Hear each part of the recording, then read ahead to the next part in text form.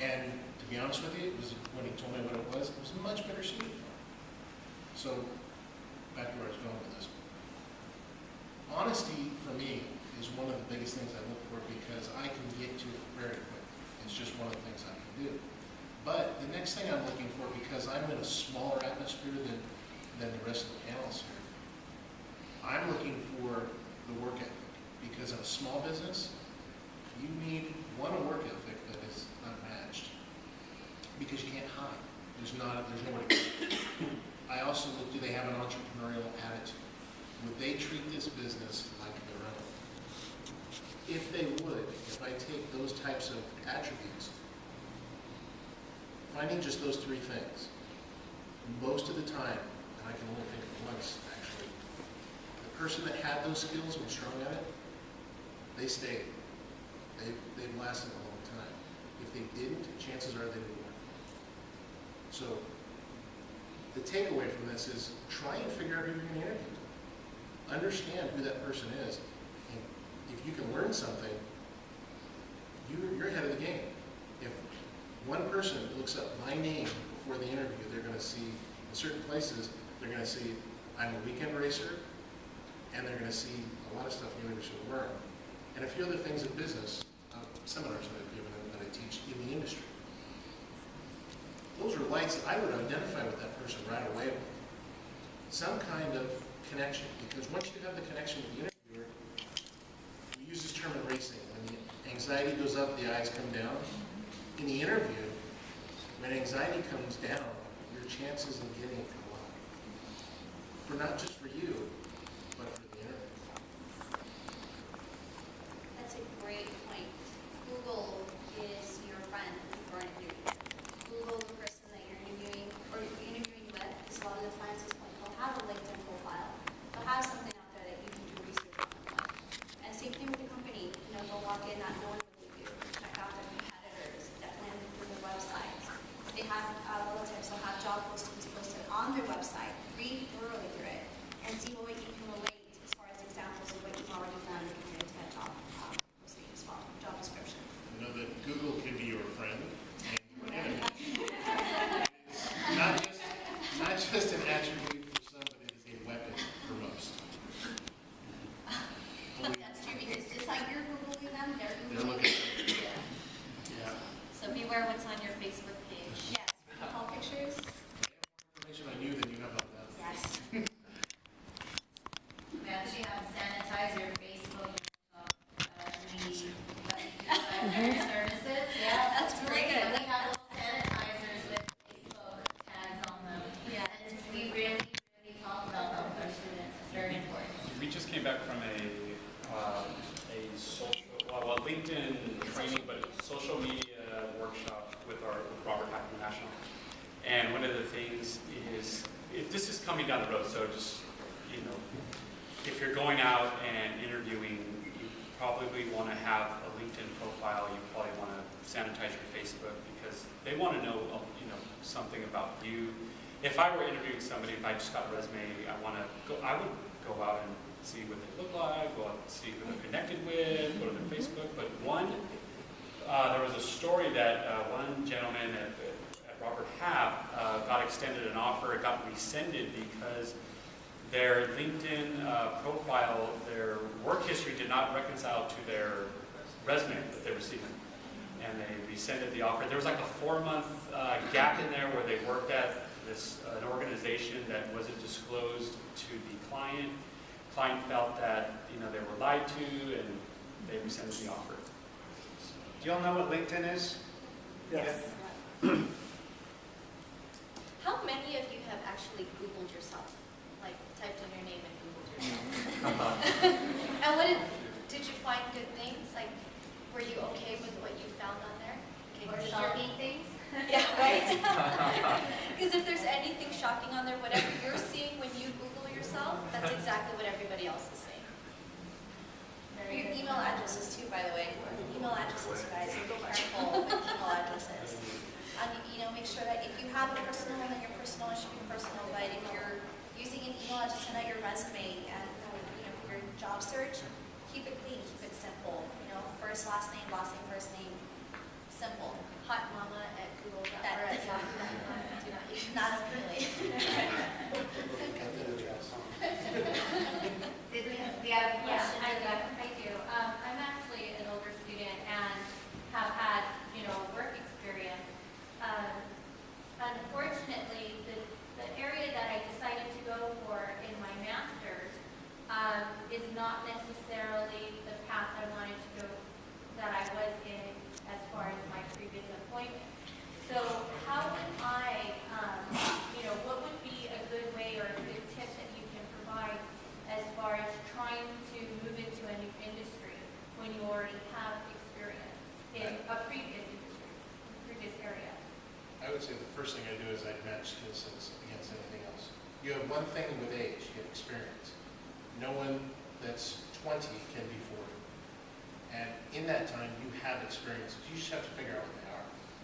You have to apply those experiences to where you want to go, as well the skill set that you take, skill sets that you've been introduced to, and how do they integrate? You want to take as much as you can. If you're calling for someone else, from an entrepreneur, if you're going for an entrepreneurial aspect, obviously it sounds important, but I would suggest taking the skill sets right away and match those, because those will be your biggest solution to your next challenge. Example, I come out of the private placement, private equity, privately held company, went to a nonprofit. In my resume, I said responsible for, instead of saying investor presentations and investor relations, I said able to work with donor relations and donor reporting. So what you want, and this is the same thing, you're giving a presentation on finances. So what you want to do is pick up the keywords of the sector you want to go to and take your current experience, and if it's called tomato over here, and here it's called tomato, it's called tomato. Or if you don't have the exact sector experience, notice how I said the words able to, the other one was responsible for investor relations, and so you would present it able to do this and use the keyword. Creativity, not a forgery. Right. I think to add to that too is a lot of it, if you're going into a completely different industry, a new sector, then a lot of it has to be networking. Find out what local groups are, get to know people, and a lot of the times you find out through meeting people about new openings and how you can kind of get your foot in the door. Find out a little bit more about maybe what they potentially would be looking for to help you target your resume, or other things that you can do that might help you with that as well. I think it's really important in your cover letter. A lot of companies, the not so smart companies, will only go for people from their industry sector. The smart companies might bring on somebody from across an industry sector. And so in your cover letter, I think it's paramount to work with the Career Center to be able to message that, yes, you're transitioning from one sector, but that provides you a broader background, plus you have direct skills, plus you're able to contribute immediately to the organization you're not needing to learn how to do something. If truly that's a situation, like I can never go and be a surgeon. It's not going to happen, right?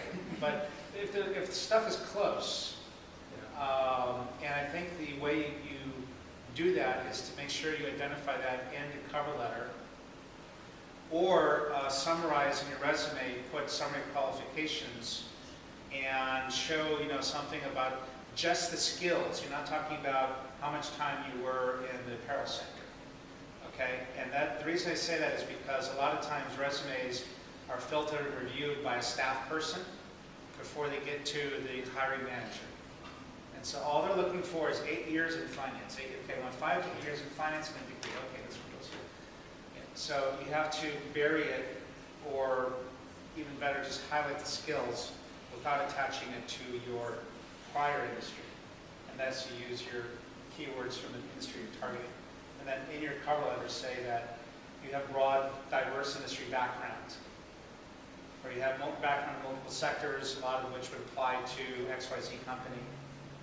And this has provided you the ability to manage change and to be a broader leader, and to, That was a great question because it led directly into the next couple of questions. Does the panel have anything else to add about the key points or sections you look for in a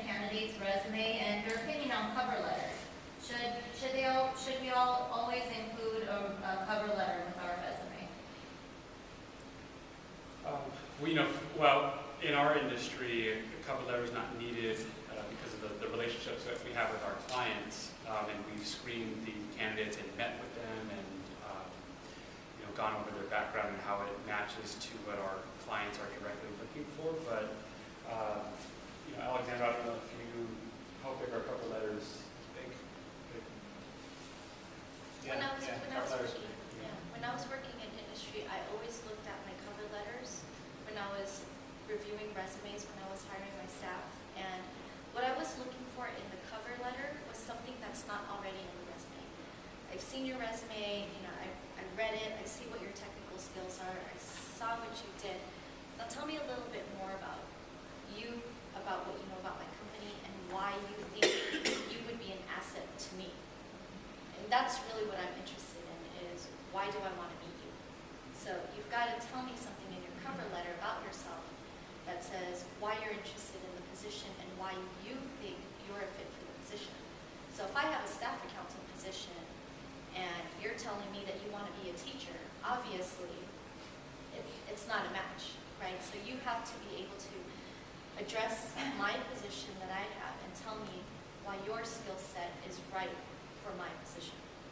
Yeah, the resume, outside the cover letter, but the resume is about 10% of the candidate, and that's what we tell our clients. It's about 10% of them. The other 90% is meeting them and going through the interview process and whatnot. But a good cover letter and a resume, that 10% is going to be the driver, the most important piece that will at least you land you that first interview. In our industry, at least get you what we call a send out to meet face-to-face or conduct a phone interview with the client. So it's extremely important that a good resume and a cover letter, you do your best in putting those together. But the cover letter, or at least in my area, has been the detriment of some people.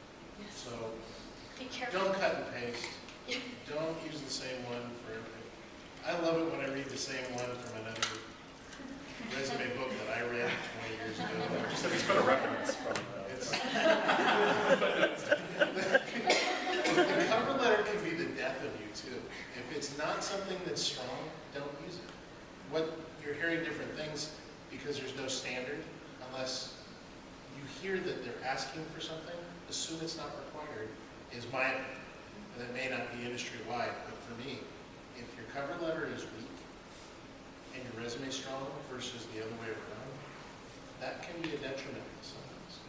So be very, very careful with the cover letter that it doesn't portray something that the resume doesn't. If the cover letter is the first thing I read, I now have an expectation when I go to the next page. If my expectation changes, in some ways it piques my interest, in some ways it sends up a red flag.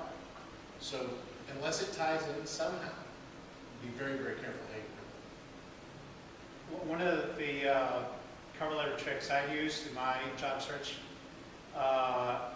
is I've always said in there, the attached resume will highlight my 20 years in international finance, but I'd like to share with you something else. And my passion for your industry sector, I've always been involved in nonprofits. I've been a volunteer, a board member, an advisor to nonprofits my whole career, even while I was in the private sector. You see, so as was being mentioned earlier, you can bring something in, and at the same time you have a snapshot to say, go to the resume, you'll see 20 years of experience. Okay, but by the way, I'm the right person because I've always wanted to be in a nonprofit sector. The other technique that I use, similar to that, and you can use this also, is to say, I'm sure that XYZ company will be receiving lots of good qualified candidates. I'd like to tell you why I'm different, or how I could contribute to you differently, or why I would be a good candidate. So right there you're saying, you're acknowledging this is a competitive situation. And you're kind of putting the person at ease. You're not trying to do a marketing Pepsi commercial. I'm the one, I'm the one. You got good folks, and because you're a great company. That's why I want to work for you. I've researched you. I've put together my resume that highlights the skills you're looking for, and also I can bring this to the table.